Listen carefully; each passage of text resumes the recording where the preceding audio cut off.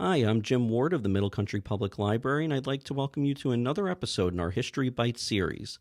Today we will discuss the California Gold Rush, where $2 billion worth of precious metal was extracted from the area during the gold rush, which peaked in 1852.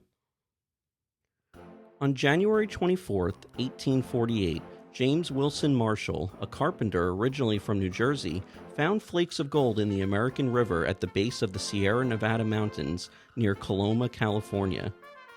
At the time, Marshall was working to build a water-powered sawmill owned by John Sutter, a German-born Swiss citizen and founder of a colony of Nueva Helvetia, New Switzerland, which later would become known as Sacramento. As Marshall later recalled of his historic discovery, quote, "It made my heart thump, for I was certain it was gold," end quote. Days after Marshall's discovery at Sutter's Mill, the Treaty of Guadalupe Hidalgo was signed, ending the Mexican-American War and leaving California in the hands of the United States, a remarkable twist of fate with important ramifications for an America eager for westward expansion. At the time, the population of the territory consisted of 6,500 Californios, or people of Spanish or Mexican descent, 700 foreigners, primarily Americans, and 150,000 Native Americans, barely half the number that had been there when Spanish settlers arrived in 1769. Though Marshall and Sutter tried to keep news of the discovery under wraps, word got out, and by mid-March at least one newspaper was reporting that large quantities of gold were being turned up at Sutter's Mill. Though the initial reaction in San Francisco was disbelief, storekeeper Sam Brannan set off a frenzy when he paraded through town displaying a vial of gold obtained from Sutter's Creek. By mid-June, shops and businesses stood empty as some 3/4 of the male population of San Francisco had abandoned the city for the gold mines, and the number of miners in the area ballooned to some 4,000 by August. As news reports, many wildly overblown, of the easy fortunes being made in California spread worldwide, some of the first migrants to arrive were those from lands accessible by boat, such as Oregon, the Sandwich Islands, now Hawaii, Mexico, Chile, Peru, and China. By August 1848, 4,000 gold miners were in the area, and within a year, about 80,000 49ers, as the fortune seekers of 1849 were called, had arrived at the California gold fields. By 1853, their numbers had grown to 250,000. Although it was estimated that $2 billion worth in gold was extracted, few of the prospectors struck it rich. The work was hard, prices were high, and living conditions were primitive. Throughout 1849, people around the United States, mostly men, with gold fever borrowed money, mortgaged their property, or spent their life savings to make the arduous journey to California. In pursuit of the kind of wealth they had never dreamed of, they left their families and hometowns behind. In turn, women left behind took on new responsibilities such as running farms or businesses and caring for their children alone. Thousands of would-be gold miners traveled overland across the mountains or by sea, sailing to Panama or even around Cape Horn, the southernmost point of South America.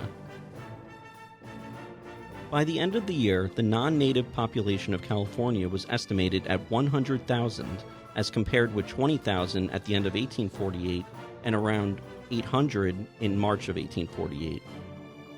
To accommodate the needs of the 49ers, gold mining towns had sprung up all over the region, complete with shops, saloons, brothels, and other businesses seeking to make their own gold rush fortune. The overcrowded chaos of the mining camps and towns grew ever more lawless, including rampant banditry, gambling, alcoholism, prostitution, and violence. San Francisco, for its part, developed a bustling economy and became the central metropolis of the new frontier. The gold rush undoubtedly sped up California's admission to the Union as the 31st state. In late 1849, California applied to enter the Union with a constitution that barred the Southern system of racial slavery, provoking a crisis in Congress between proponents of slavery and anti-slavery politicians. According to the Compromise of 1850, proposed by Kentucky's Senator Henry Clay, California was allowed to enter as a free state, while the territories of Utah and New Mexico were left to decide the legal status of slavery for themselves. After 1850, the surface gold in California largely disappeared, even as miners continued to arrive. Mining had always been difficult and dangerous labor, and striking it rich required good luck as much as skill and hard work. Moreover, the average daily take for an independent miner working with his pick and shovel had by then sharply decreased from what it had been in 1848.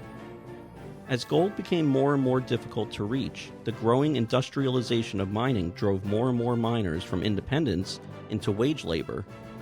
The new technique of hydraulic mining, developed in 1853, brought enormous profits but destroyed much of the region's landscape. Though gold mining continued throughout the 1850s, it had reached its peak by 1852 when some $81 million was pulled from the ground.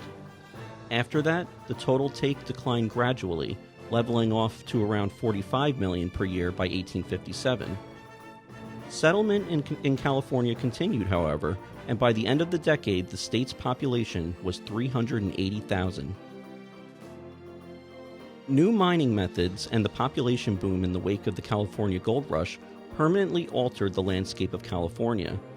Dams designed to supply water to mine sites in summer altered the course of rivers away from farmland, while sediment from mines clogged others. The logging industry in the area was born from the need to construct extensive canals and feed boilers at mines, further consuming natural resources. The gold rush had a profound impact on California, dramatically changing its demographics. Before the discovery of the gold, the territory's population was approximately 160,000, the vast majority of whom were Native Americans. By about 1855, more than 300,000 people had arrived.